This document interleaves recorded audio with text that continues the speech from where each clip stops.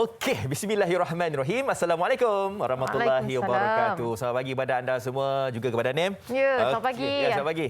Ya, dan hari ini alhamdulillah dapat kita bersua sekali lagi. Pastinya hari ini hari Isnin. Ya, kita faham hari Sabtu dan juga Ahad mungkin ada di antara kita yang mungkin berehat kan. Rasa macam tak cukup sangat rehat tu sebab hari ini kita dah pun memulakan pekerjaan kita. Tapi walaupun sebab sekarang ni pun ada di antara kita yang mungkin bekerja dekat rumah kan, BDR. Jadi anda semua dapat mematuhilah waktu untuk anda bekerja tu. Kalau misalnya kata BDR tu, yalah kita tahu bahawanya BDR tu kita mungkin ada mempunyai masa untuk kita nak tetapkan pukul apa yang kita nak mula kerja. Tapi yang pastinya anda kena bekerja. BDR bukan maksud anda duduk di rumah saja. Kena kerja juga. Kan sama-samalah kita naikkan motivasi. Kadang-kadang kan tips saya untuk bekerja dari rumah ni siap-siap macam nak kerja kat luar. Pakai baju semua. Bersiap semua, pakai makeup, pakai baju semua bagi yang perempuan untuk kita ada motivasi diri kan, untuk kita naikkan semangat kita bekerja dari rumah. Okey, itu cerita tentang bekerja dari rumah. Tak sempat lagi menyapa anda semua yang berada di rumah. Apa khabar agaknya? Dan pastinya hari ini ramailah yang berada di rumah kan ya. Ada yang mungkin kalau terpaksa bekerja, selamat bekerja juga kita ucapkan. Mulakan pagi ini dengan kita rasa penuh kesyukuran kan, dengan nikmat yang diberikan insya-Allah, dan pastinya kita harapkan yang terbaik untuk kalian semua, terutama sekali penonton Malaysia hari ini.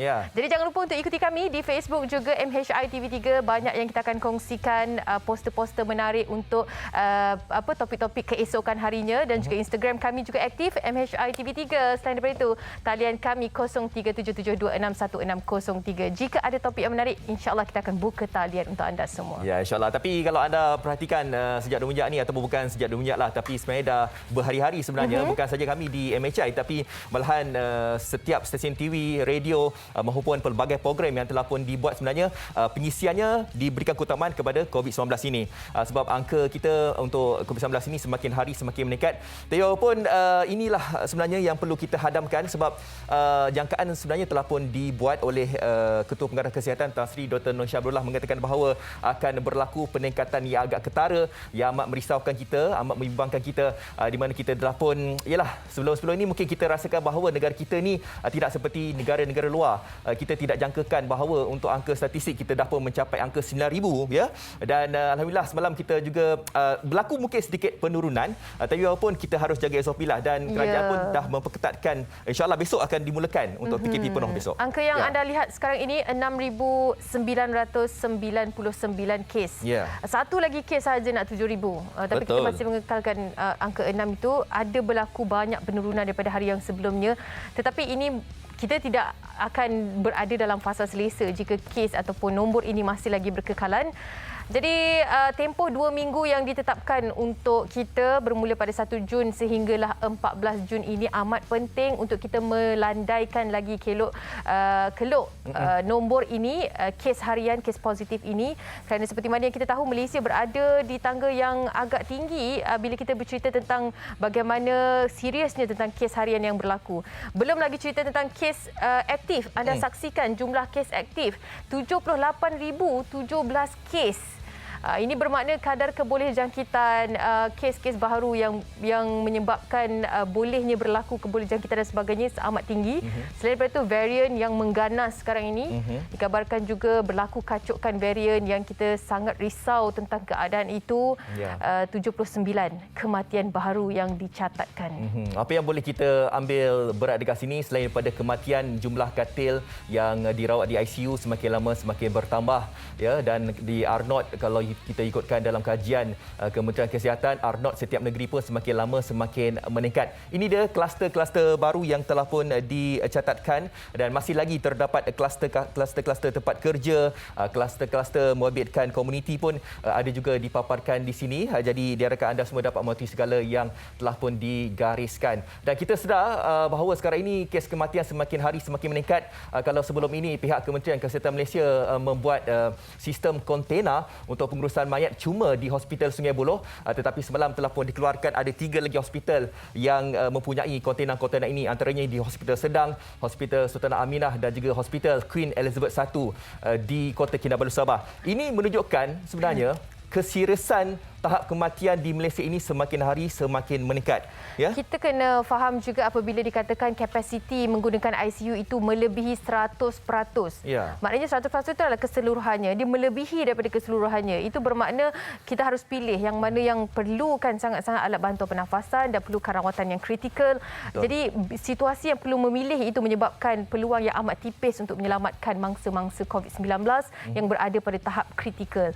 Jadi itulah yang kita harus faham, sama-sama kita mengharapkan yang terbaik, dan yang paling penting sekarang ini adalah tempoh 2 minggu. Ya. Kan Fazli? Betul. 1 Jun esok sehinggalah 14 Jun adalah tarikh yang sangat penting untuk kita membuktikan sekatan pergerakan penuh ini dapat dilakukan dengan baik sekali. Ya, sebab ramai di antara kita yang sebelum-sebelum ini mungkin amat merisaukan tentang garis COVID-19 ini yang semakin lama semakin meningkat, dan rata-rata di antara kita yang inginkan full lockdown ataupun PKP secara menyeluruh, dan kerajaan telah pun mengutarakan janjinya di mana besok bermulalah sebenarnya untuk kita menjaga pergerakan diri kita, dan garis panduan telah pun dikeluarkan daripada MKN, dan sebentar lagi juga kita akan menghubungi salah seorang daripada pengarah di MKN nak bercakap tentang pelaksanaan PKP secara penuh di seluruh negara.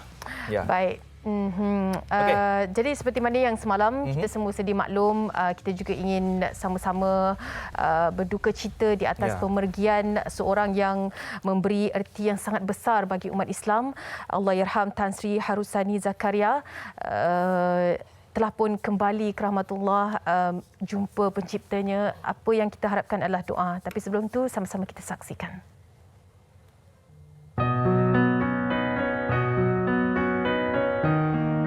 Semalam, negara kehilangan seorang tokoh agama yang amat disegani, Tan Sri Datuk Sri Dr. Haji Harusani Haji Zakaria. Allahyarham dilahirkan pada 8 April 1939 di Parit Tok Ngah, Tanjung Piandang, Parit Buntar, Perak. Allahyarham seorang figura hebat yang mendapat pendidikan awal di Sekolah Melayu Kampung Kedah, Parit Buntar, sebelum menyambung pengajian di Anglo-Chinese School di daerah yang sama. Allahyarham dilantik menjadi Mufti Perak sejak 1985 dan pernah mendapat anugerah Tokoh Ma'al Hijrah 2008 selain ijazah kehormat Doktor Pendidikan Islam yang membawa gelaran Doktor pada 2010. 30 Mei 2021, Allahyarham telah menghembuskan nafas akhirnya di usia 82 tahun di Hospital Raja Pemaisuri Bainon, HRPB, Ipoh, Perak. Allahyarham yang disahkan positif COVID-19 pada 11 Mei lalu dan dimasukkan ke unit rawatan rapi ICU berikutan memerlukan bantuan oksigen untuk bernafas. Semoga roh Allahyarham Sahibu Samah Mufti Perak Tan Sri Datuk Sri Dr. Haji Harusani Haji Zakaria ditempatkan dalam kalangan orang-orang yang beriman. Al-Fatihah.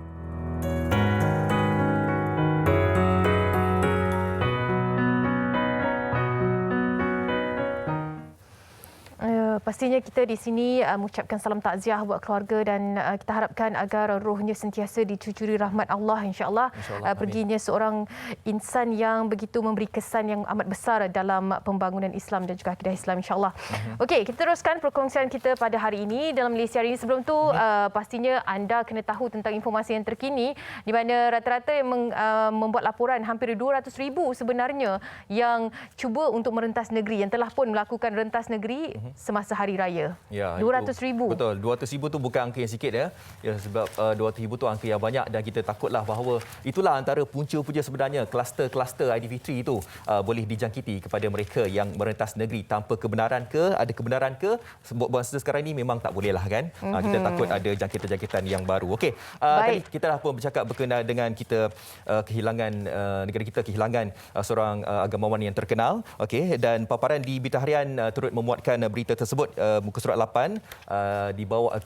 Sebelum itu saya lihat dulu di muka depannya, anda boleh saksikan di sini berita bergambar MyTech menjadi pusat pemberian vaksin PPV. Di atasnya cerita berkenaan dengan PKP secara menyeluruh, dan ini dia yang menjadi pilihan penerbit pada hari ini, pembagian Tan Sri Harusani Zakaria, kehilangan besar kepada umat Islam. Saya terus nak bacakan di muka surat 8 satu berita yang menggemparkan, menyedihkan kita, di mana hujan. Ini dia. Saya bacakan dulu pembagian kehilangan besar untuk dunia dakwah, dan berita bergambar ini dia, hujan renyai yang mengiringi pengembumian Harusani Zakaria. Dan kepada anda semua yang mungkin tidak berkesempatan, mungkin yalah, kita faham sekarang ini musim Covid kan, mungkin kepada anda semua yang berada di luar Perak, anda juga boleh diajak sama-sama untuk yalah melakukan solat jenazah semalam telah pun dibuat perkara itu. Jenazah Mufti Perak Tan Sri Dr. Harusani Zakaria yang meninggal dunia akibat COVID-19 ketika dalam rawatan di Hospital Raja Permaisuri Bainon semalam, selamat dikebumikan petang semalam, dan proses untuk pengebumian dijalankan mengikut SOP dan berada dalam keadaan PKPD di sana. Sementara itu, Timbalan Mufti Perak Datuk Zamri Hashim berkata solat jenazah gaib kepada Allahyarham didirikan pihaknya selepas solat maghrib semalam, dan orang ramai turut diajak berbuat demikian di rumah masing-masing. Dan perkara tersebut telah pun dikatakan di sini pembagian kehilangan besar untuk dunia dakwah.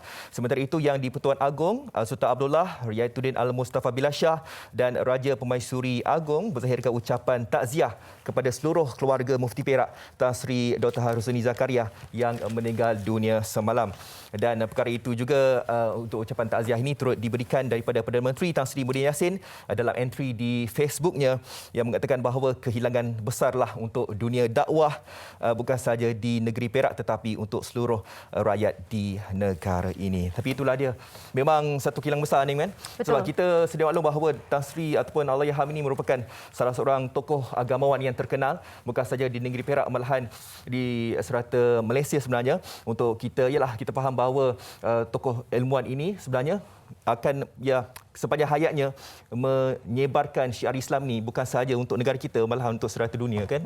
Itu yang kita sedih dekat sini. Baiklah, perkongsian itu di Berita Harian. Saya teruskan di New Straits Times. Halaman hadapan sekali anda dapat saksikan susunan meja mengikut cubicle. Vaksin ramp up. Ini adalah antara isu yang sedang hangat diperkatakan juga. Mengharapkan agar pemberian vaksin ini dipercepatkan. Addressing criticism over the slow rate of vaccinations, Khairi Jamaluddin gives an assurance that vaccine capacity will be enhanced from June, especially in Ground Zero Selangor, with mega centres, more vaccination venues, arrival of additional doses and even drive-through booth.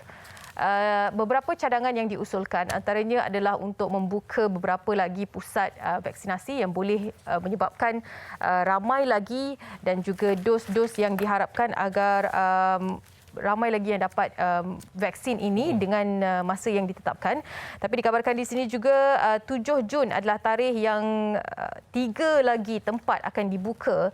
Di sini diberikan The Mines Shopping Centre, University Teknologi Mara Puncak Alam and the Setia City Convention Centre. 3 tempat ini akan dibuka sebagai pusat vaksinasi untuk mempercepatkan lagi proses ataupun program imunisasi kebangsaan ini.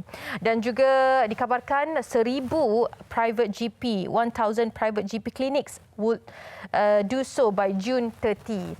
Penglibatan hospital dan juga klinik swasta, lebih kurang 1,000 hospital dan juga klinik swasta dalam mempercepatkan lagi program imunisasi kebangsaan ini juga diharapkan dapat membantu untuk ramai lagi yang divaksin, dan pastinya itu adalah objektif utamanya untuk kita mencapai herd immunity ataupun immunity kelompok yang diharapkan itu. Itu juga bergantung kepada sampainya vaksin di Malaysia ini, dan cadangan untuk drive-through booth secara pandu lalu itu juga diterima amat baik sekali kerana projek rintis yang dilakukan memberangsangkan kabarnya. Jadi kita harapkan yang terbaik. Itu berita di New Straits Times. Okey, di Harian Metro dipaparkan di sini besok akan dimulakan untuk kita menjaga diri kita lah, kawalan kendiri untuk MCO yang pertama ataupun PKP secara menyeluruh ya. Untuk fasa yang pertama ini dia cabaran 14 hari untuk anda melakukan kawalan kendiri perlu untuk kita memenangi peperangan menentang COVID-19 ini. 14 hari saja. Masanya bukannya amat lama sangat. 14 hari ini pejam celik dah habis dah sebenarnya. Tapi tempoh 2 minggu untuk sekatan pergerakan penuh SPP yang dimulakan esok sehingga 14 Jun adalah tempoh penting bagi KKM membendung pandemik COVID-19 yang semakin lama semakin membarah ini. Dan antara sektor-sektor yang telah pun ataupun akan dibuka ataupun boleh dibuka, yang telah pun akan ditutup pun telah pun dipaparkan. Dan ada di antara cadangan-cadangan sebenarnya daripada pihak luar sebenarnya untuk kerajaan kita memperketatkan pergerakan, contohnya seperti sebelum ini untuk PKP yang biasa, kalau anda yang mempunyai pasangan di luar daerah ataupun negeri boleh berjumpa, tapi untuk PKP penuh ini anda tidak dibenarkan sama sekali. Dan ada juga yang mengatakan bahawa kalau boleh tu jangan ada kereta langsung di atas jalan raya. Kerajaan pun telah pun memperketatkan untuk pergerakan kereta pun satu kenderaan cuma 2 orang sahaja. Tapi itulah dia. Kalau yang mana nak pergi ke pusat membeli belah ataupun nak membeli keperluan harian itu 2 orang untuk isi rumah sahaja, bukannya anda nak bawa rakan-rakan ke apa kan. Dan untuk anda semua yang kita faham bahawa sekarang ini mungkin ada yang rasa macam tertekan duduk dekat rumah, kerajaan membenarkan untuk kita nak jogging dan sebagainya, tetapi jogging sahaja dan senaman ya, maknanya berbasikal dan sukan-sukan yang lain yang menyentuh terutama sekali tidak dibenarkan sama sekali. Ini antara perniagaan dan juga servis yang boleh dibuka, yang anda perlu tahu untuk memudahkan lagi kerja dan sebagainya. Dan terutama sekali kita kena tahu yang rentas negeri kini tidak lagi boleh menggunakan surat MITI, hanyalah boleh menggunakan surat pelepasan ataupun permit yang diberikan oleh pihak polis. Itu sahaja yang dibenarkan buat setakat ini daripada 1 Jun hingga 14 Jun. Anda kena faham kenapa kerajaan lakukan perkara ini. Sekatan pergerakan penuh ataupun total lockdown ini, inilah yang anda minta. Kan? Kita ramai-ramai minta tentang lockdown ni. Jadi sama-sama untuk kita turuti SOP-nya. Jadi untuk perincian berkaitan dengan pelaksanaan PKP secara penuh ataupun menyeluruh ini, kita terus saja ingin bersama dengan Pengarah Bahagian Pengurusan Krisis Negara Majlis Keselamatan Negara MKN, Jabatan Perdana Menteri. Kita terus saja bersama dengan Encik Hamzah Ishak. Assalamualaikum, Encik Hamzah. Waalaikumsalam. Baik, Encik Hamzah, terima kasih bersama dengan kami. Pastinya untuk yang pertama kali kan, sebab esok merupakan hari pertama pelaksanaan total lockdown ataupun sekatan pergerakan penuh yang buat pertama kalinya dilakukan secara selepas setahun lebih lah. Pertama kali selain daripada yang pertama kita pernah buat sebelum ini. Jadi bagaimana, apakah yang kita perlu tahu keadaan SPP ini yang pastinya rakyat Malaysia mungkin ada sedikit sebanyak tanda tanya di sini dan di sana. Mungkin sedikit penjelasan daripada Encik Hamzah. Silakan. Terima kasih Anim dan Fazli. PKP lockdown fasa 1 ini akan dilaksanakan selama 2 minggu. Dan dia akan bermula esok 1 Jun sehingga 14 Jun 2021 sebagai langkah drastik kerajaan bagi membendung dan melandaikan kelok penularan jangkitan COVID-19 dengan mengambil kira keseimbangan keselamatan nyawa dan juga ekonomi. Ianya telah diputuskan dalam sidang MKN yang diputuskan oleh Yang Amat Puan Perdana Menteri pada 28 Mei yang lepas.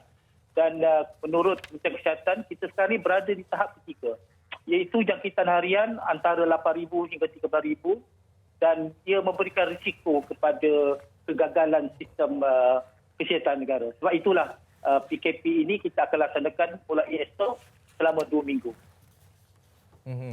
Ya, dan apabila tempoh pelaksanaan untuk PKP secara menyeluruh untuk negara kita ni bermula pada esok sehingga 14 Jun, dan kita melihat dekat sini ianya adalah untuk save kendiri untuk diri kita masing-masing. Tetapi mungkin cabaran daripada pihak MKN sendiri mungkin kita tidak sedia maklum ataupun tidak tahu. Mungkin ada cabaran-cabaran untuk kita nak melaksanakan PKP secara menyeluruh ini, Tuan.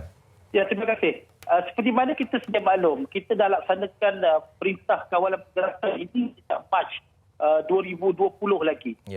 Dan selepas itu kita melaksanakan PKP bersyarat, pemulihan, dan di awal tahun 2021 ini kita dalam peringkat pemulihan. Tetapi oleh kerana adanya berlakunya lonjakan peningkatan COVID-19, maka ia memerlukan kita laksanakan secara khusus PKP yang lockdown ini. Dan sudah tentulah ianya memerlukan semua kerjasama masyarakat, termasuk warga asing juga, termasuk majikan-majikan untuk patuhi SOP ini. Baik, Encik Hamzah, pastinya mungkin di antara kita lah ada yang mengetahui tentang tempoh 2 minggu ini adalah tempoh yang amat penting sekali untuk kita sama-sama kawalkan diri dan menuruti segala SOP. Tapi apakah pentingnya 2 minggu ini dan ianya dapat memberi impak yang amat besar dalam kes harian dan juga kelok untuk kita landaikan buat setakat ini? Silakan Encik Hamzah. Ya, kita seperti mana sedia maklum bahawa penularan COVID-19 ini bukan lagi dalam bentuk kluster tetapi juga dalam bentuk sporadik dan berlaku dan di mana-mana jua. Dan kita menghadapi krisis pandemik ini merupakan krisis yang kita tidak nampak musuhnya. Ya? Di mana krisis lain, keganasan dan juga sebagainya. Yeah. Pandemik ni, COVID-19 ni, dia berada di persekitaran kita. Justru itu pematuhan kendiri itu adalah penting. Sebab itulah SOP Perintah Kawalan Pergerakan ini dia menetapkan beberapa perkara kawalan pergerakan. Protokol kesihatan umum, perkhidmatan awam dan swasta, aktiviti sosial, perniagaan dan perkhidmatan, pendidikan, keagamaan, sukan dan juga senarai perkhidmatan perlu dan aktiviti ekonomi yang kita benarkan dan lain-lain aktiviti yang tidak dibenarkan. Ya, silakan. Tuan, ya, kita tahu bahawa untuk 2 minggu ini adalah tempohnya untuk sekatan pergerakan secara penuh ini. Jadi selama 2 minggu ini memang tidak ada mungkinlah keperluan untuk kita nak keluar rumah. Dan apa yang merisaukan kita, Tuan, untuk waktu sekarang ini adalah khususnya untuk penjaja-penjaja kecil, untuk mereka yang kalau tidak keluar rumah memang mereka ni tidak dapat sumber pendapatan, kan? Jadi macam mana caranya untuk kita nak meimbangi untuk membantu golongan-golongan seperti ini, Tuan? Ya, dalam tempoh SOP PKP ini, di mana sekarang ini sebenarnya kita berada dalam PKP 3.0 bermula 25 Mei lepas dan sepatutnya berakhir pada 7 Jun. Tetapi oleh kerana keadaan yang drastik ini, maka kita telah akan melaksanakan PKP total lockdown ini mulai esok. Di mana PKP yang sedia ada sekarang ini, aktiviti perniagaan masih dibenarkan. Termasuk juga penjaja gerai tepi jalan dan juga sebagainya. Tetapi dalam tempoh 8 pagi hingga 8 malam. Justru itu dengan pelaksanaan PKP total lockdown selama 2 minggu ini, ianya tidak menjejaskan itu aktiviti tersebut. Yang kita tekankan adalah hampir semua aktiviti sosial kita tidak benarkan. Aktiviti ekonomi juga kita tidak benarkan. Kecuali beberapa perkhidmatan perlu dan juga aktiviti ekonomi yang kritikal kepada negara. Yang lain itu berjalan seperti PKP 3.0 sekarang. Ya, baik. Terima kasih banyak-banyak Encik Hamzah sedikit sebanyak merungkaikan persoalan dan juga pengetahuan kita tentang SPP ataupun PKP penuh ini. Terima kasih Encik Hamzah sekali lagi. Assalamualaikum. Waalaikumsalam warahmatullahi. Terima kasih juga. Ya, baik. Itu dia Encik Hamzah Ishak, Pengarah Bahagian Pengurusan Krisis Negara Majlis Keselamatan Negara Jabatan JPM. Dan berkongsi dengan kita pastinya antara isu yang cukup sedang diperkatakan besok bermulanya SPP ataupun PKP penuh. Kita harapkan inilah yang kita minta, total lockdown ni semua minta total lockdown kerana kes sangat tinggi. Jadi sama-sama untuk kita ikut. Tapi yang sedihnya, Fazli, apa dia sedih? Selepas diumumkan sahaja lebuh raya sesak pulang ke kampung. Itu belum lagi cerita pasal kluster yang bakal tak tahulah, kita tak nak lah, tapi risiko amat tinggi. Satu lagi ialah yang mana mungkin ada berlaku kesesakan jalan raya itu satu perkara lagi. Satu perkara lagi disebabkan ialah kerajaan dah umumkan untuk kita buat SPP ni ataupun sekatan pergerakan penuh ni, pembelian panik masih lagi berlaku kan? Kalau kita lihat itu yang kita tak mahukan, sebab macam tadi tuan tadi dah cakap kan bahawa untuk sektor yang makanan ke apa semua untuk kedai dibuka kan, cuma tempoh operasi itu telah pun dihadkan. Jadi tak jangan ada risau pembelian panik apa semua, barangan keperluan harian tu tetap ada, jangan risau. Baik, okey, kita nak kongsikan juga sempena dengan ulang tahun ke-37 TV3. Jadi kali ini kami dengan besar hati dan juga rendah diri ingin menjemput seluruh rakyat Malaysia untuk bersama-sama membaca surah Yasin secara serentak untuk kesejahteraan negara melalui program Tanyalah Ustaz pada 1 Jun 2021 esok jam 6.30 pagi di TV3 dan juga TV9. Jadi jangan lupa untuk kongsikan pengalaman melalui video dan juga gambar bersama keluarga anda menerusi tanda pagar #hashtag kesejahteraan negara dan juga TV3 ulang tahun 37 di laman sosial untuk sama-sama kita mengimarahkan lagi majlis ini, insya-Allah. Okey. Jadi sama-samalah kita esok 6.30 pagi. Kalau anda mungkin lakukan di rumah, kongsikan video bersama dengan kami. InsyaAllah. Okey. Ya. Okey, itu yang dipaparkan oleh Anim tadi, bacaan Yasin. Okey, dan seterusnya ini anda semua yang meminati filem Bollywood. Oh, jauh betul Bollywood. Saya suka Tamilwood.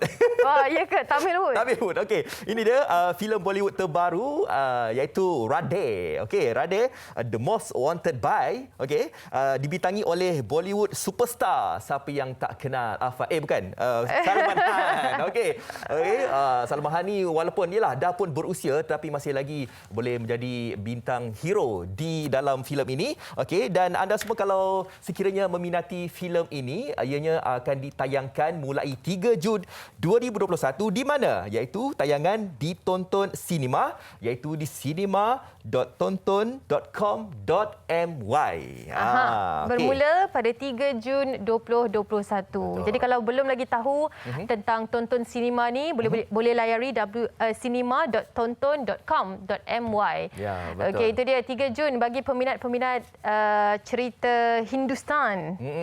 Bolehlah anda saksikan. Encik Afad lebih memilih Tamil ya? Saya suka Tamil sebab dia punya sound effect dia lain macam kan.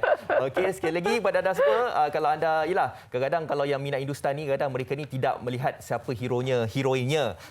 Yang paling penting mereka tahu jalan cerita daripada filem Bollywood ni memang lain macam kan. Jalan cerita gempak. Satu lagi, biasa kalau filem Hindustan ni selain daripada asi-asinya akan ada lagu-lagu yang menarik.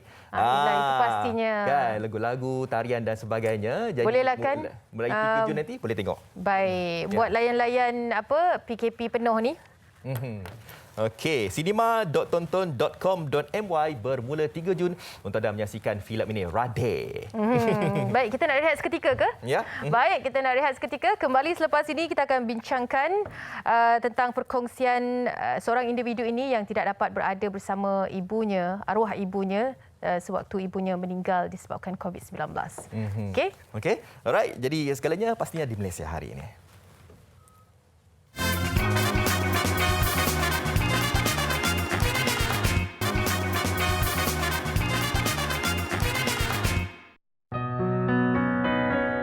Awalnya saya dapat teks daripada ahli keluarga dalam WhatsApp group mengatakan yang beliau telah positif COVID dan terus dihantar ke HKL pada 27 Januari. Dia berada di hospital dalam 19 hingga 20 hari. Then after a few days of her stay, doctor mentioned that condition went downhill and it was critical. After 10 days period inside the hospital, doktor buat video call dengan family sana dan mereka share dalam WhatsApp group apa keadaan nenek saya. Tentu memang kritikal, tengah koma, and it was heartbreaking because we couldn't be there to visit her and we can't actually to visit her physically. Paling sedih hari Isnin 15th February 2021, my grandmother passed away pada pukul 2.25 petang. Arwah mak saya, Nuriah binti Muhammad Nasir, dia telah meninggal dunia pada 18 hari bulan 1 2021 akibat daripada komplikasi COVID. Dan arwah mak saya juga ketika itu dia merupakan pesakit kanser kolon stage 4, di mana kanser tersebut dia dah merebak ke hati dia dah waktu ketika tu. Dia dah set the highest level of oxygen untuk mak saya, tapi waktu tu dia kata Puan Nuriahan dah tak ada. Saya dengar adik saya cakap kita orang nak tengok mak untuk kali terakhir. Jadi lepas ayah saya masuk, kami tengok jenazah mak kami semua. Kami semua tengok jenazah mak kami daripada telefon lah, daripada video yang ayah saya ambil. Itu kali terakhir saya tengok mak saya. Nenek saya mula demam. Kemudian pada raya ketiga, hari Sabtu, nenek saya disahkan positif COVID. 2 hari selepas tu, hari Isnin, nenek saya mula kritikal dan dimasukkan ke ICU. Perlukan bantuan pernafasan dan terdapat beberapa organ failure. Pada hari Selasa, 18 hari bulan 5, 2021, nenek saya disahkan meninggal pada jam 9.51 malam. Nenek pergi tinggalkan seorang suami, 12 orang anak dan 30 orang cucu. Semua sayang nenek.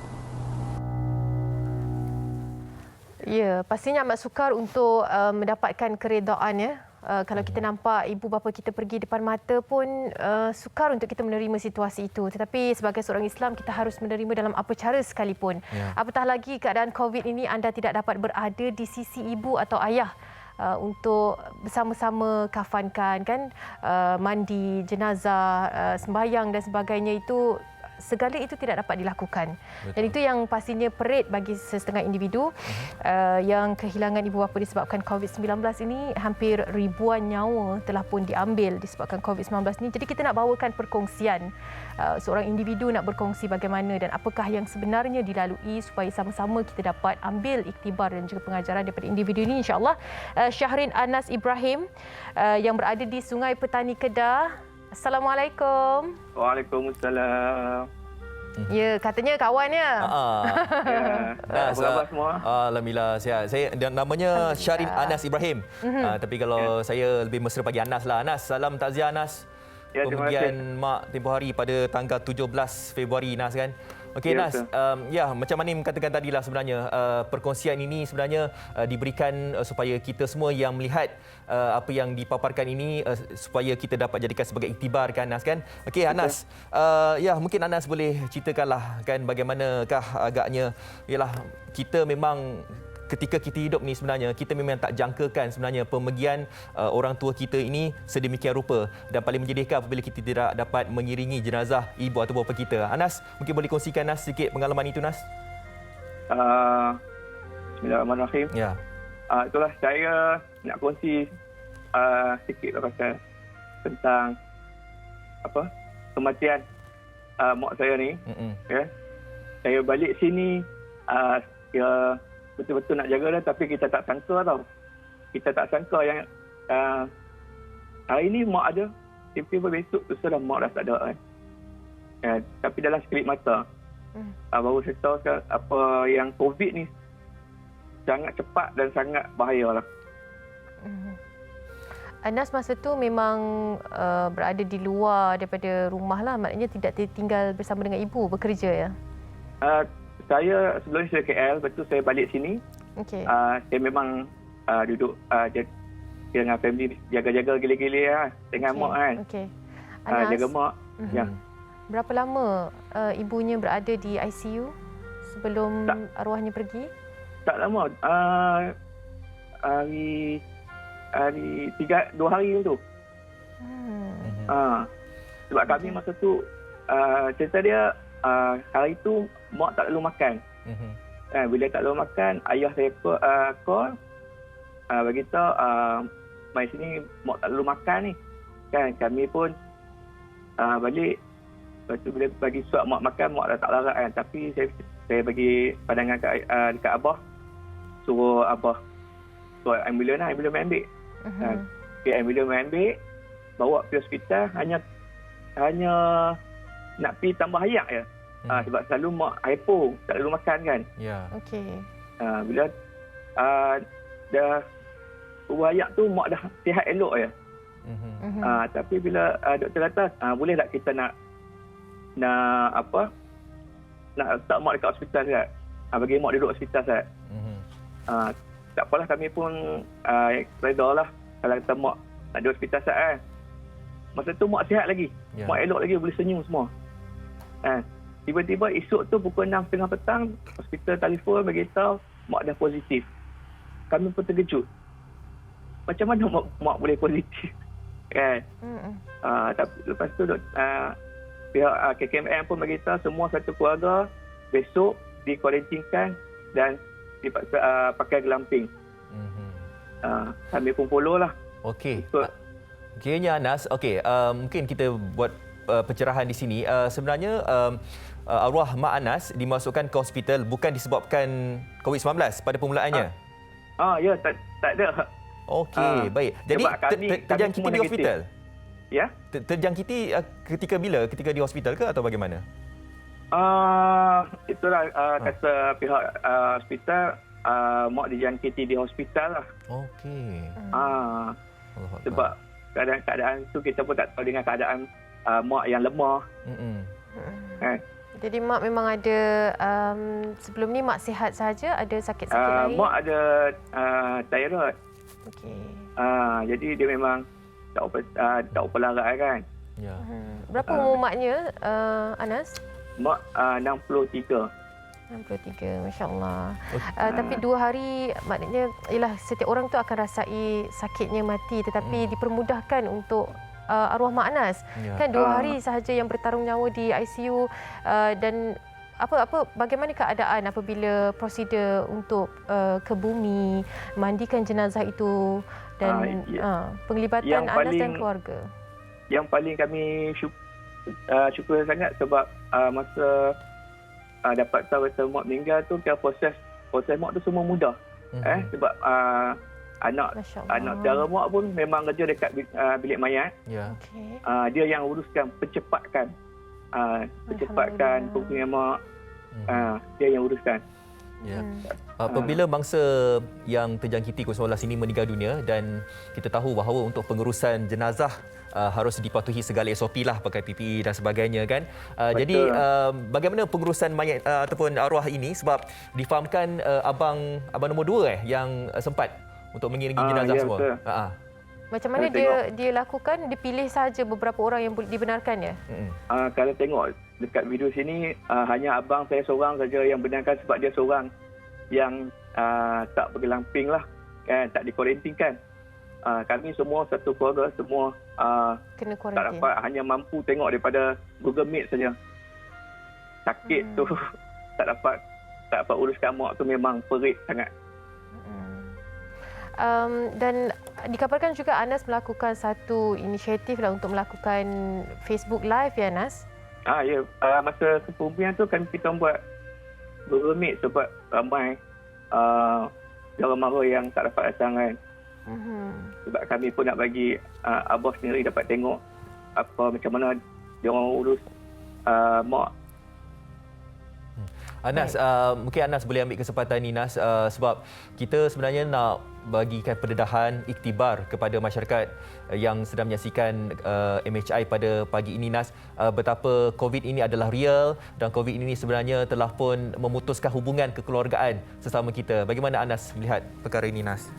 Ya, rata-rata saya tengok ada yang di media sosial, ada yang mengatakan COVID ini tak wujud lah, tak ada lah. Tapi hakikatnya bila kita sendiri yang rasa, kita yang lalui, pedih. Memang pedih sangat bila orang yang kita sayang, orang yang kita sanjung, kan, doa ibu tu kita dah tak ada lagi, kan, kita tak dapat urus jenazah orang yang kita sayang tu, nak bawa bagi pakai cantik-cantik.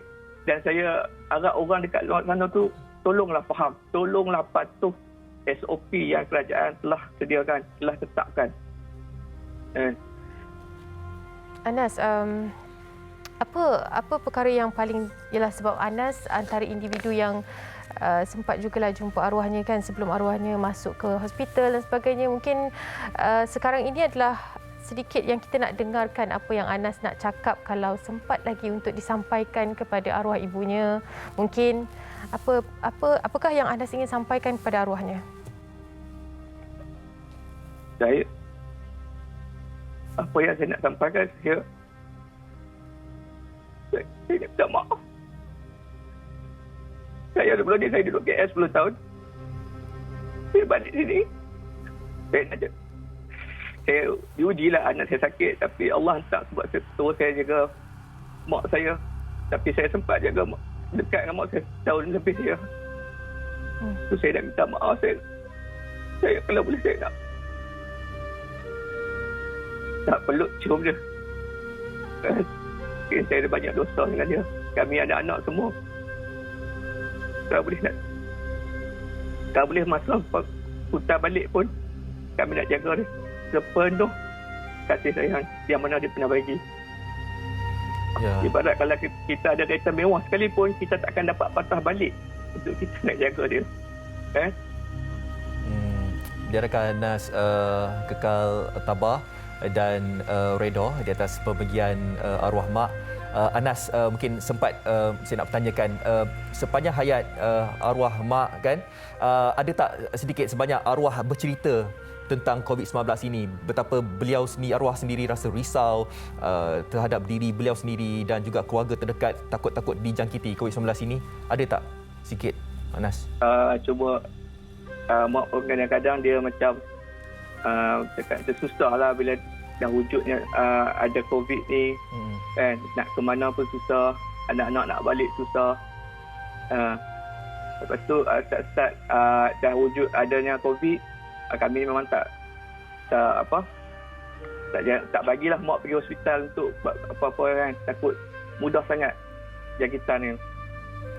Tapi tak sangka lah itu Allah bagi ujian mak tak sihat. Tapi kita pun terpaksa lah, tapi kami semua redha lah. Apa yang jadi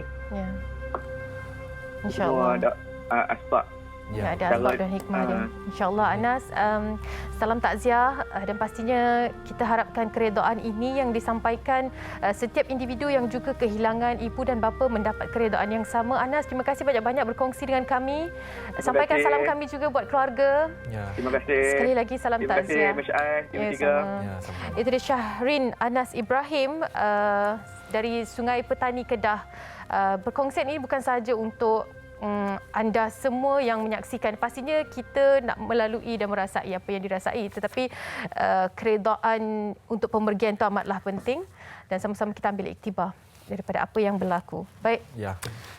Itu dia sebab mungkin yalah, kita kalau boleh tu kita doakanlah semoga keluarga kita ini sentiasa dilindungi Allah SWT. Baik, kita dah berhenti berehat, tetapi sebelum itu tadi Adim ada kongsikan pergerakan kereta sebanyak 200,000 untuk merentas negeri ketika hari raya tempoh hari. Tapi dalam 200,000 kereta tu kita mungkin dalam laporan mungkin mengatakan bahawa mungkin mereka ini pergi merentas daerah atau negeri itu adalah untuk tujuan kerja, kan? Mungkin kita tak tahu kan, tapi apapun kita akan bawakan topik ini secara menyeluruh pada esok hari disebabkan ialah pergerakan 200,000 tu adalah angka yang sangat-sangat membanggakan kita dan boleh menyebabkan kes harian sehinggalah 15,000 kes sehari.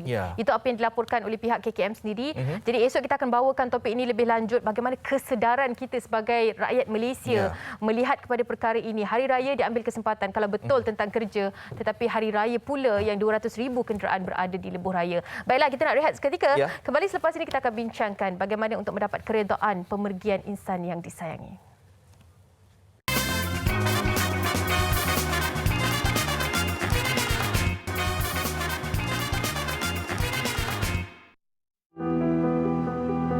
Assalamualaikum warahmatullahi taala wabarakatuh. Nama saya Muhammad Adi Farhan bin Azman dan ayah saya merupakan salah seorang korban COVID-19. Pada 11 hari bulan, ayah saya telah dibawakan ke hospital Kuala Lumpur. Dan kami adik-beradik dan sekeluarga pada masa itu sedih dengan keadaan tersebut. Pada pukul 6 petang, 6.30 petang, pihak hospital telah menghubungi kami melalui video call di mana menunjukkan keadaan ayah saya yang tengah nazak. Dan kami pada masa itu hanya mampu mengajar ayah kami mengucap melalui telefon sahaja. Kami tidak dapat berada di sisi beliau sehingga ke akhir hayat. Itulah yang buat kami terkilan tentang pemergian ayah saya. Dan pada pukul 10 malam, ayah saya telah disahkan meninggal dunia di hospital Kuala Lumpur. Pihak KKM sudah tidak menang tangan, di bahagian forensik sudah tidak menang tangan kerana menguruskan jenazah COVID di sana. Untuk pengetahuan semua yang mengatakan bahawa COVID ni tidak wujud dan COVID ni adalah satu konspirasi, ya, anda boleh bercakap begitu sebab anda tidak mengalami seperti kami mengalami. Suami saya, arwah Reza Adinin Roslan, juga merupakan salah seorang pesakit COVID-19 yang baru sahaja meninggal pada Jumaat 28 Mei 2021. Pada hari Rabu minggu lepas, arwah tiba-tiba bagi tahu kat saya yang dia demam. Hari Isnin jam 11 lebih kot, ambulans datang ambil arwah dan terus bawa ke hospital Hulu Terengganu. So arwah masa pergi tu saya difahamkan arwah punya kesihatan semakin merosaklah. Saya buat video call, saya minta update gambar, update status semualah, macam mana keadaan dia setiap hari. So saya memang keep monitor dia punya kesihatan. Saya try call dia pagi Jumaat tu tapi tak ada jawapan, tak ada orang angkat, tak ada apa. Saya hati dah berdebar dah, sebab saya cakap dalam hati ialah insting seorang isteri kan, kami tak dapat selamatkan dia. Suami pun dah meninggal dunia. So luluh hati seorang isteri bila dapat tahu yang suami dia meninggal dalam keadaan yang dijangkiti kuman COVID-19. Okay, itu adalah detik-detik terakhir perjalanan arwah suami saya lah. So apa yang saya nak sampaikan hari ini kepada semua rakyat Malaysia, supaya COVID ni is not the joke. Kita benda ni bukan mainan, kita bukannya benda yang propaganda, bukan. Benda ni adalah real. Ya, amat menyedihkan sekiranya ada ahli keluarga kita yang meninggal dunia disebabkan COVID-19 ini. Apa yang lebih meruntun jiwa, apa yang lebih menyedihkan, bukan sahaja kita tidak boleh menatap wajah orang yang kita sayang itu di hospital, tetapi di perakhirannya untuk pengurusan jenazah pun memang kita tidak boleh untuk melakukan proses tersebut. Kadang-kadang kita sebagai orang terdekat, contohnya macam anak kan, kita kadang mengimpikan Anim kan, di penghujung nanti mak ayah kita meninggal dan sebagainya. Kita lah nak jadi orang yang kata tu nak mandikan jenazah, nak solat jenazah, nak turun di liang lahat mengambil jenazah kan. Tapi itulah dia. Kita kena faham, kita kena redha tentang perkara ini kan. Jadi bagaimana untuk kita meletakkan satu garis keredaan itu terhadap pemergian orang ataupun insan yang disayangi. Tidak kiralah disebabkan COVID-19 ini ataupun mungkin ibu bapa berada di luar negara, kita terpaksa bekerja kan. Jadi kematian ini berlaku bila-bila masa saja kalau Allah kata ianya berlaku. Jadi kita terus saja ingin mendapatkan sedikit sebanyak pandangan dan juga nasihat daripada Ustaz Muhammad Zarifi Muhammad Daud yang kini bersama dengan kita melalui panggilan video. Masya Allah, apa khabar Ustaz? Alhamdulillah. Apa khabar ni? Alhamdulillah. Baik-baik. Sihat. Tak lambat lagi kan nak cakap Semayan Raya. Masya-Allah. Mudah-mudahan Allah berkati kita semua. Amin, amin, insya-Allah. Ustaz, kita bercerita tentang keredaan Ustaz. Pastinya susah untuk kita reda dalam situasi yang amat memeritkan, meruntun jiwa. Mungkin seperti mana yang kita kabarkan tadi, pemergian seorang insan, lagi-lagi mak ayah kita yang kita rasa macam kita nak berada di sisinya sampailah di saat hembusan nafas terakhir itu. Tapi bagaimana Ustaz untuk mendapatkan keredaan itu? Bismillahirrahmanirrahim. Assalamualaikum warahmatullahi wabarakatuh. Anim, Fadli dan sahabat penonton sekalian. Tentu sekali apabila kita tonton sejak tadi saudara Syahrin Anas Ibrahim, Allah Ta'ala uji beliau dan keluarga dan ramai lagi sahabat-sahabat kita yang menerima ujian ini. Yang pertama sekali kita berbalik kepada ingatan dan juga nasihat baginda Rasulullah sallallahu alaihi wasallam. Apabila Allah Taala memberikan ujian kepada kita, itu tandanya Allah Subhanahu wa taala berkehendakkan kebaikan kepada kita. Jadi apabila kita diuji dengan ujian yang berat ini, tentu sekali kita banyak berdoa, Allahumma ajurni fi musibati wa ahlif bi khairan minha. Wahai Allah, Engkau anugerahkanlah pahala kebaikan kepada aku atas ujian musibah ini, dan Engkau gantikanlah kepada aku perkara ataupun sesuatu yang lebih baik daripada perkara ini. Baik, apabila kita ada ahli keluarga kita, sama ada ibu ayah, adik-beradik dan seumpamanya yang pergi meninggal dunia ke rahmatillah dengan asbab sakit COVID ini, jadi seperti yang Anim dan Fadli sebut tadi, ada beberapa halangan tertentu. Tentu sekali lah dari aspek kesihatan, kita tak boleh nak memburuskan jenazah, tetapi kita yakin dan kita letakkan kepercayaan, alhamdulillah di Malaysia sistemnya sangat baik sekali bagaimana pihak KKM, Kementerian Kesihatan Malaysia bersama dengan pihak yang berwajib yang lain, contohnya Jabatan Agama Islam Negeri-Negeri dan seumpamanya, akan menguruskan jenazah ahli keluarga kita itu dengan cara yang paling terbaik, yang paling sempurna mereka akan sempurnakan bagi pihak kita. Jadi kita bersyukur. Cumanya, Anim dan Fadli, apabila ahli keluarga kita ataupun sahabat anda kita meninggal dunia dengan asbab COVID, sebenarnya kita boleh juga melakukan salat jenazah secara gaib. Dalam mazhab kita, mazhab Syafi'i, ada disebut pandangan sekiranya terdapat keuzuran. Sebagai contoh, kita tak dapat nak fardhi salat jenazah dengan asbab hari ini PKP dan sekatan pergerakan penuh, dan juga dengan asbab protokol kesihatan kerana membahayakan aspek kesihatan kita ini. Jadi dalam garis panduan yang diberikan oleh para ulama, khususnya dalam mazhab Syafi'i, membenarkan kita untuk melakukan salat jenazah gaib.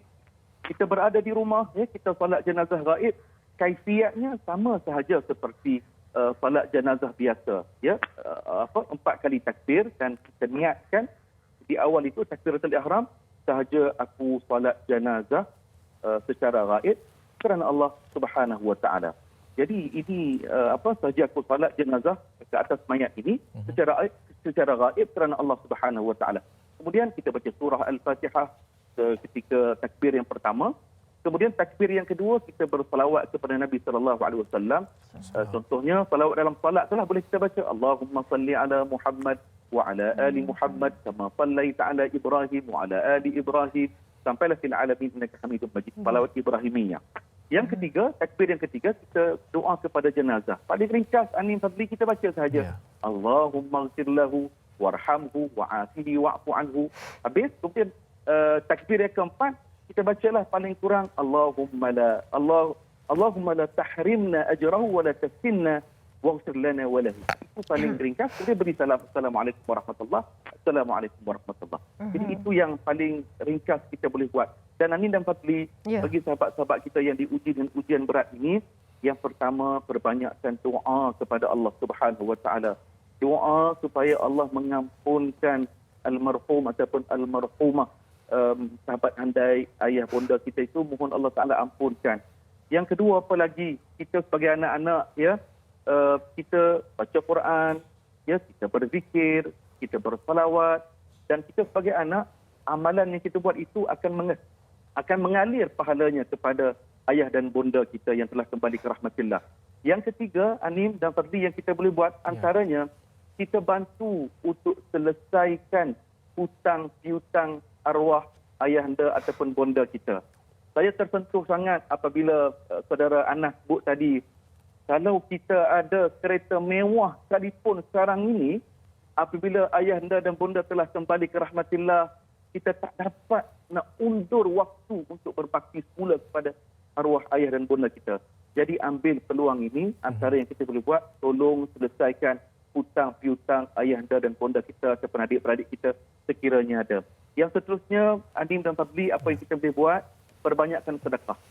Kita sedekah, kita derma, kita wakaf, dan niatkan pahala itu kepada insan yang kita sayang ini. Mudah-mudahan amalannya itu akan mengalir kepada arwah ataupun almarhumah tersebut. Ya, insya-Allah.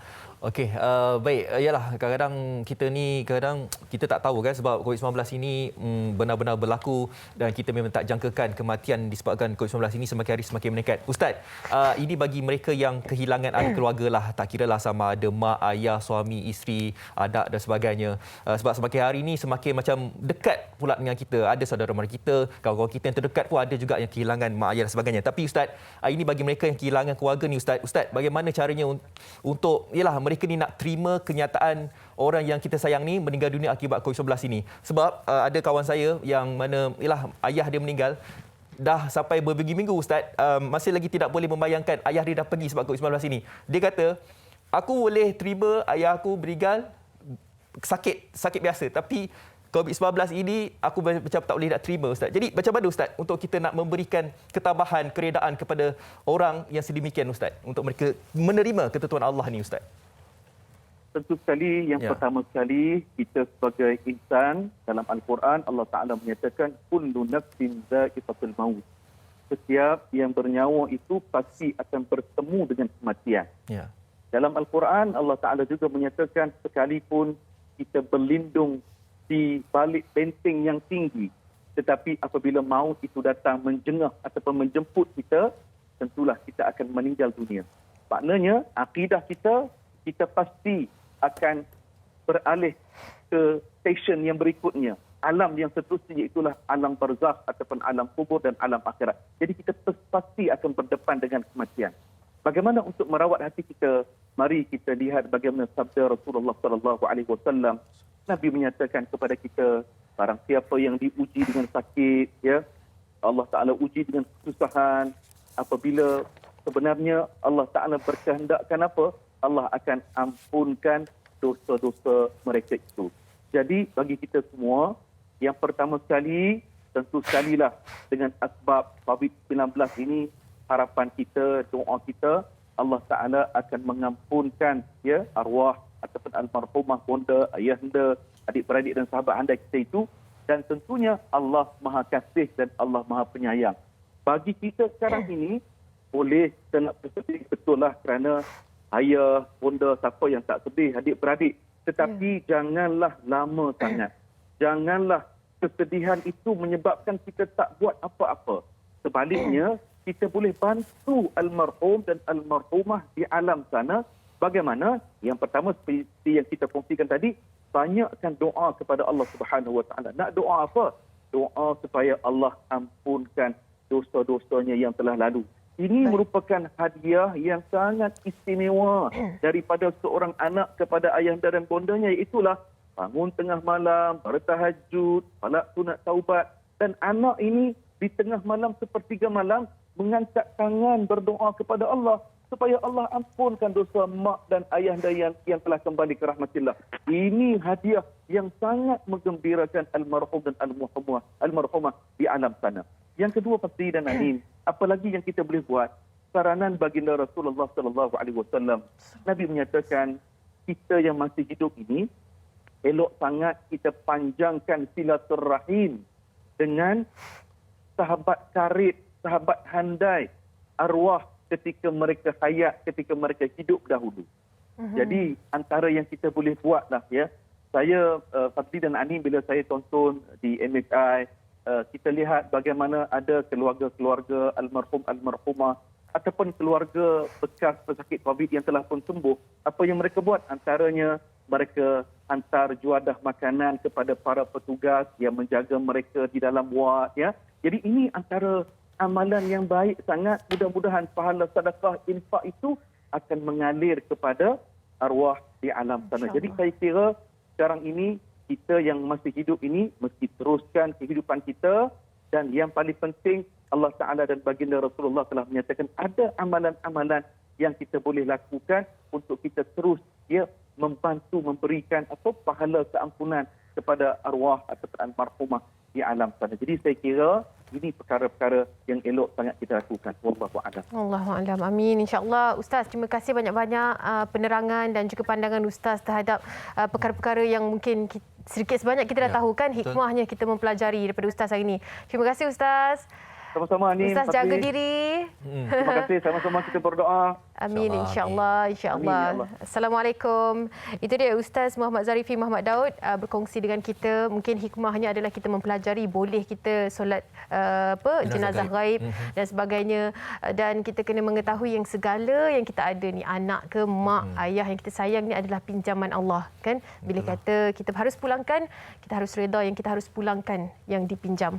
Okey, insya-Allah itu dia keredaan yang kita cari. Pastinya pemergian amat sukar, tetapi keredaan itu pasti yang perlu diusahakan. Yang paling penting kita kena ingat mati itu pasti, kan? Okey, baik.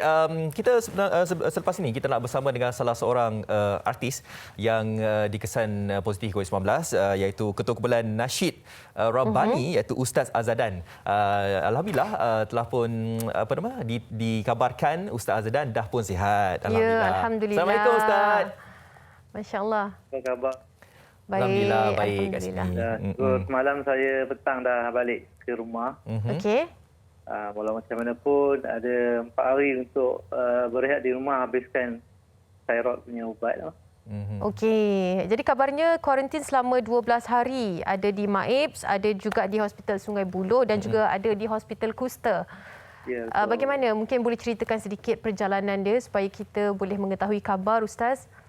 Okay, Alhamdulillah, terima kasih kepada MHI, Fazli, Anim, semualah penonton-penonton, sahabat-sahabat anda yang mendoakan. Itu yang paling penting sekali, nikmat yang saya rasa bila kita diuji ni, kita tidak rasa keseorangan. Kita didoakan oleh semua sahabat-sahabat saya, Kumpulan Rabbani dan sebagainya. Jadi sebenarnya puncanya saya bekerja di Pasaraya Janda, PSB Sungai Buloh. Jadi kita kena sensitif sebenarnya. Ada seorang dua staf yang kita dah nampak batuk-batuk sesama, tapi sebab dia mungkin energi dia kuat, dia ingatkan dia sihat. Jadi saya nasihatkan untuk anda kat luar sana, kalau dah ada komplikasi yang macam tu, kena cepat-cepat buat swab sebenarnya. Jadi kita ni supaya bukan untuk diri kita saja, tapi untuk orang keliling kita. Jadi saya pun bila dia macam tu, saya macam biasa je. Jadi kita lepas tu besoknya saya dapat maklum dia positif. Bila dia positif, saya pun terus dengan semua management kita pergi buat swab. Waktu swab yang pertama, saya negatif. Jadi Alhamdulillah negatif. Yang test ILO tu 2 hari lagi keputusan dia. Jadi saya pun balik rumah, malam tu saya tiba-tiba demam panas. Lepas tu belakang dia tarik macam memang sakit sangatlah. Hari yang sama lepas swab test pertama? Ya, sedangkan negatif tu. Padahal negatif tu? Tengah malam saya menggigil, saya kejut orang rumah, saya terus spread. Saya kata, Umi kena tidur asing. Terus kami tidur asing 2 hari. Lepas tu hospital klinik call beritahu saya punya ILO positif. Jadi saya tak melengahkan masa, anak-anak uruskan saya pergi CAC. Saya sebenarnya bila kita ni orang yang sibuk, saya tengok ni saya nak bagi pengajaran untuk kawan-kawan kat luar sana. Kita tak suka bersesak, kita tak suka beratur dan sebagainya. Tapi saya nak ceritakan pada anda semua betapa frontliner kita ni yang sangat profesional, bekerja sungguh-sungguh. Saya hilang rasa benda tu. Dan saya boleh bersabar dari pagi saya sampai CLC Shah Alam tu, sampai petang tu saya boleh bertahan sebab mereka sangat mengambil berat tentang kita. Dan saya rasa bersalah kalau saya rasa gelisah kat situ. Jadi Alhamdulillah sampai lewat petang saya dimasukkan ke Maib Serdang. Sampailah sana mereka sambut kita ni memang sungguh-sungguh dan saya tak ada rasa cacat celanya. Jadi dan saya melihat kerja-kerja diorang tu, saya memang nak share pagi ni dah nekat dengan anda kat luar. Jangan takut kalau ada berlaku apa-apa komplikasi, pergi saja. Sebab apa, barisan hadapan kita ni memang dah dirancang sebaik mungkin oleh pihak kerajaan. Semua jabatan-jabatan terlibat. Dan kalau kita lihat di TV yang mungkin keluar beberapa orang memberi taklimat dan sebagainya, tetapi di belakang mereka terlalu ramai frontliner Malaysia ni. Semua jabatan-jabatan kerajaan mengambil peranan mereka. Kalau tak, saya rasa saya pun tak sanggup nak duduk dewan seramanya, nak beratur, ambil makan dan sebagainya. Tapi saya tak rasa itu tekanan sebab mereka sangat bagi komitmen pada kita. Walaupun sebenarnya mereka mungkin sangat penat dan juga lelah, tapi masih lagi menunjukkan semangat. Ya, betul. Saya memang tak, memang saya tengok 900 orang dalam satu dewan diurus oleh hanya beberapa orang frontliner dan doktor. Doktor pun ada masa yang bagi kelakar lagi pada kita, tu yang rasa macam terharu sangatlah. Masya Allah. Dan selepas itu juga dikabarkan dipindahkan ke ward Kuster di Hospital Sungai Buloh. Kenapa ada berlaku? Sepatutnya saya 27 hari bulan tu dah dapat maklumat pergi balik. 27 malam tu tiba-tiba bila nak ambil surat, doktor extend saya. Dia kata ada sikit komplikasi dekat saya punya darah. Lepas tu saya pun senangkan fikiran sebab yalah kita kena beri kepercayaan sebenarnya kepada mereka. Dan besok 28 pagi tu saya berlaku pernafasan pula problem. Okey. Pernafasan saya problem, jadi terus diorang di Main Serdang tu sebenarnya dia ada satu lagi bilik kecil macam kecemasan. Memang sangat teratur diorang ni sebenarnya.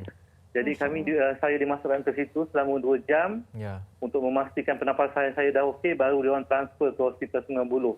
Setiap detik saya memang melihat perjalanannya sangat kemas. Walaupun mereka sedang kelang kabut nak melayan karenah yang beribu-ribu orang dekat MAIS tu. Jadi saya rasa bersalah kita rakyat Malaysia kalau asyik cari salah saja. Sebab apa? Kerajaan telah memberikan yang sepenuhnya yang baik. Apa lagi yang kita nak kan? Jadi kalau di sana tu, ya Allah, saya rasa memang layanannya yang mesra. Saya tak nampak mereka kelang kabut. Mereka betul-betul lah 100%. Dan saya bila tengok renung dia orang buat kerja tu, saya terfikir macam mana keluarga dia orang di rumah kan. Dan pastinya insya-Allah jangan risau. Allah dah susun untuk keluarga mereka kan. Terima kasih. Jadi, sampai di Sungai Buloh, rawatan rapi lah. Terima kasih juga kepada semua frontliner dan doktor-doktor di Sungai Buloh. Memang terus saya diberi rawatan rapi, ubat tak putus. Malam pertama tidur tu 2 jam sekali dikejut. Untuk ambil darah, untuk bagi ubat dan sebagainya. Sampai siang tu mereka nak pastikan darah saya okey, pernafasan saya okey, gula okey. Jadi Alhamdulillah saya dapat kontrol diri saya sebab saya akan automatik.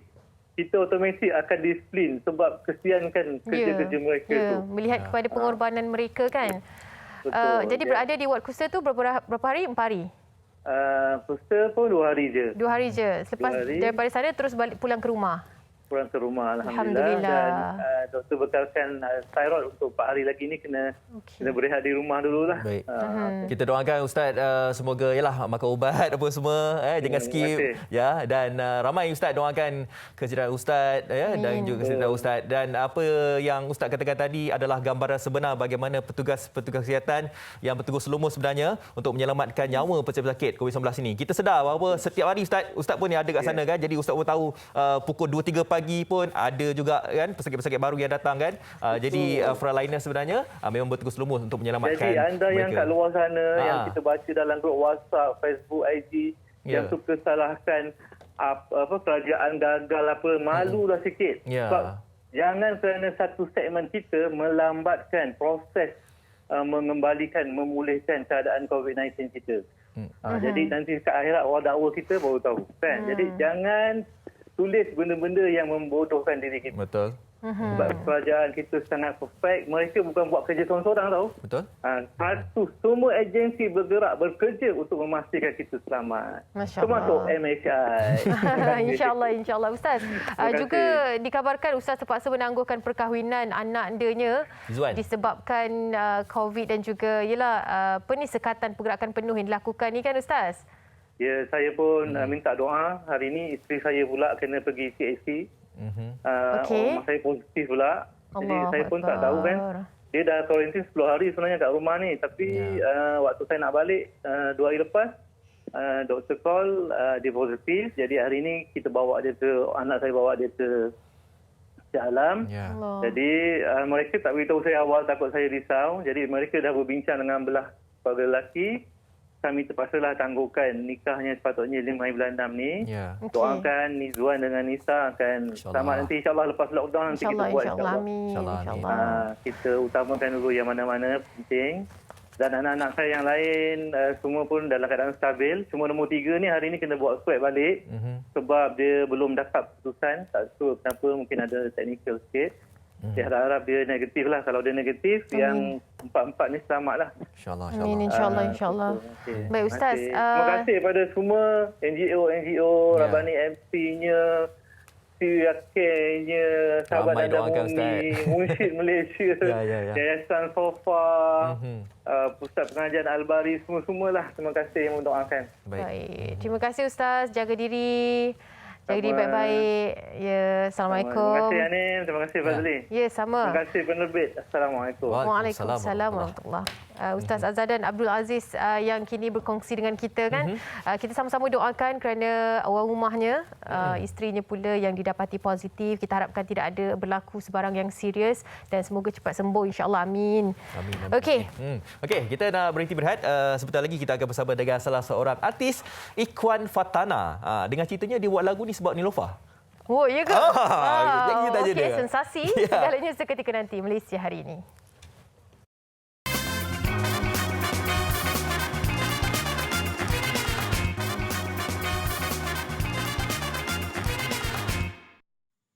Okey, istimewa untuk penonton MHI. Terimalah Isteri Soleha. Isteri soleha, selayaknya gelaran untukmu jelitawan yang menjadi rebutan. Isteri soleha, budimu mempesona, menawannya bicara, dicemburui semua. Demi menjaga agama, teguh kau bertahan, iman dan takwa.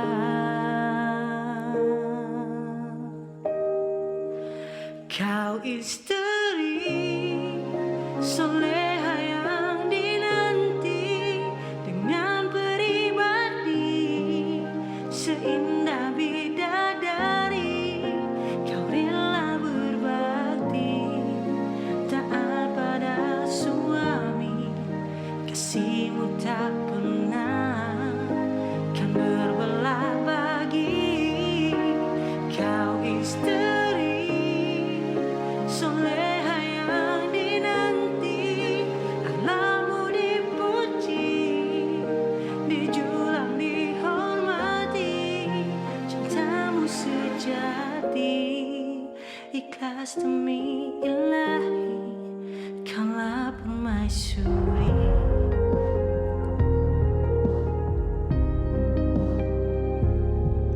Tulus bersama cinta, setiamu hingga habis usia.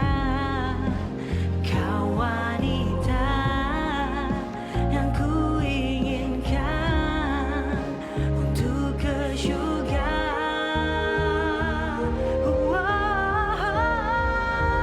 Kau isteri soleha yang dinanti, dengan peribadi seindah bidadari. Kau rela berbakti, taat pada suami, kasihmu tak pernah kan berbelah bagi. Kau isteri soleha yang dinanti, alammu dipuji, dijulang dihormati, cintamu sejati, ikhlas demi ilahi, kaulah permaisuri.